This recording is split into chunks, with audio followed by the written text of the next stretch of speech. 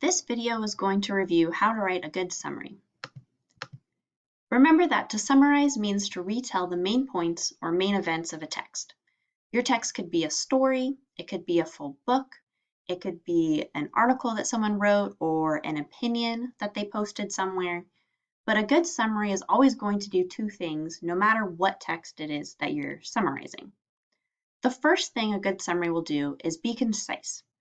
Being concise means that you get straight to the point. It means that the only things that you retell are the most important points or events of that text, and that your summary is probably going to be shorter than whatever your original text is that you're summarizing. The second thing a good summary is going to do is be objective.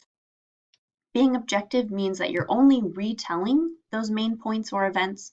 You're not adding in any of your own thoughts or opinions about those main points or events as you explain them. When we practiced this earlier this year, we practiced with those censorship articles that we read before reading Absolutely True Diary together. There was a pro-censorship article and an anti-censorship article. And when you had to summarize those, the trickiest part of that task was retelling the author's main points, even though you probably didn't necessarily agree with them. So have that in mind as you summarize the story that we're going to talk about today. The structure of a summary is always going to look similar no matter what type of text you're summarizing. The length of the summary might be different, but these parts listed in this table, they're all still going to happen in this order. If you're writing a longer summary, you're probably going to start with a hook of some kind. It'll probably still be short, maybe one sentence, and it might be an interesting fact about what you're going to talk about or something that just helps the reader feel connected to what you're summarizing. But in a summary as short as one paragraph, like what you're going to write for me this week, you don't need to have a hook necessarily. You must, though, introduce the subject of whatever it is you're talking about. The subject means stating what the main idea of your text is. So if it's a story, the main idea is actually the thing that happens in that inciting incident, and I'll show you an example of that in a moment. If it's an article, the main idea is going to be whatever the author's main argument is. And then you also want to include really key information like the title of this text and the author that it comes from so that people know really clearly what it is you're talking about. After you introduce the subject, you're going to explain what that text says about the main idea. And this part is longer than introducing the subject. Introducing the subject is probably going to be as short as one sentence.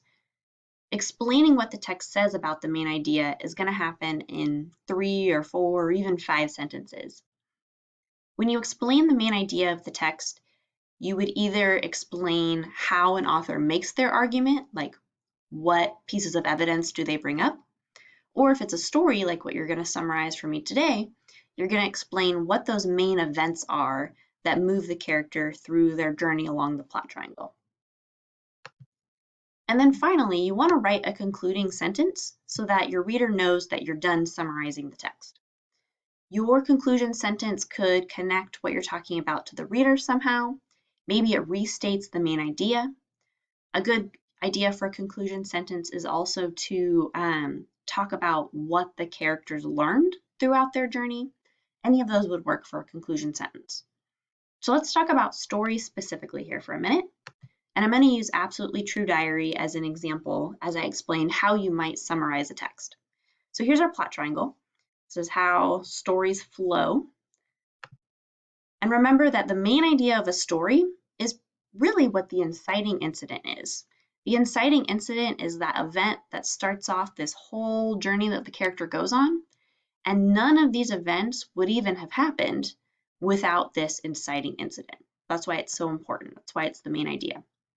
So in Absolutely True Diary, the inciting incident was Junior throwing the book at Mr. P because he was so angry about the education system on the reservation. And so if I was to write a summary of that book, I might start out by saying, in the book Absolutely True Diary by Sherman Alexie, the main character, Junior, throws a book in anger at his teacher because he's so fed up with the poor education he's receiving on the reservation. Something like that. And then when I move on to explaining what the text says about the main idea, all of those events come from this big part of the plot triangle.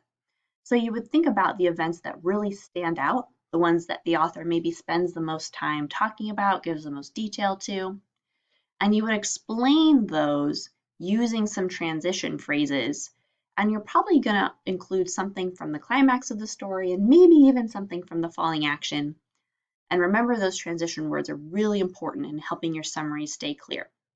So you might say, first, Junior transfers to a new school off the reservation.